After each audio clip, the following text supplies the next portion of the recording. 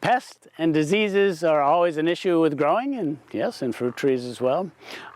Certainly you can create a robust, biodiverse overall farm habitat that attracts beneficial insects, and that'll help with pests a bit, even a lot.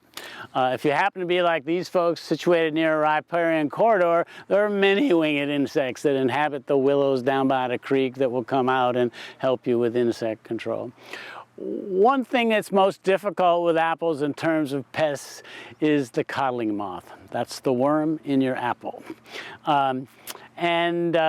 For ages, it took really nasty conventional sprays to deal with it. There were no, in fact, the word on the street or down the orchard alley was that you can't grow apples organically because of the codling moth.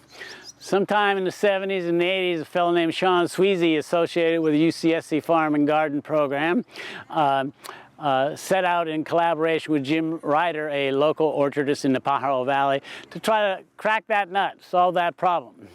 And they did it using what was then a new technology, a pheromone technology.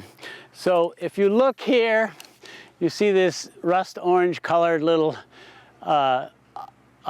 thing, and that is a codling moth dispenser. Inside that is a synthetic sex pheromone of the female codling moth. And there are many little perforations that you can't even see, and it bleeds out. The pheromone is heavier than air, so you put it high in the tree, and one on each tree, and it goes down and spreads and saturates the tree canopy and by extension the orchard with this female codling moth sex pheromone. Okay. When you have evening temperatures in the spring, usually about the middle end of March, beginning of April, this year it's cold, hasn't happened yet. When evening temperatures are 62 to 63 degrees or higher at sunset for 2-3 consecutive nights in a row, the codling moth will initiate a mating flight. And it goes like this. The female will situate herself somewhere high in the tree, the male's down below.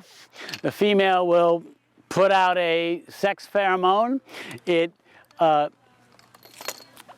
goes in a delta pattern, triangular pattern from the female out like that. The male's down below. Via antennae, it senses the pheromone and starts to move towards the female for mating, a mating flight. So it's in the triangle, sensing it, whoops, it's outside the triangle, it reverses and reverses and reverses, boom, mating occurs. The idea with this saturating the orchard with the pheromone dispenser is originally, and it kind of cracks me up, the ag guys, and back then they were just mostly guys, got a little threatened by it, but they originally called it male confusion, because the males would just fly around endlessly and get confused and quit. Sometimes it would be calorically exhaustive and they would die. Sometimes they were just overstimulated and stop responding to the stimulant. So it was called mating. It was called male confusion. They made a course correction to give them greater security, and it's now called mating disruption. Either way, it proves to be a highly effective way to deal with the codling moth, so much so that conventional growers have by and large dropped their noxious sprays and gone to this pheromone technology. And it's really a blessing for apple growers, organic apple growers.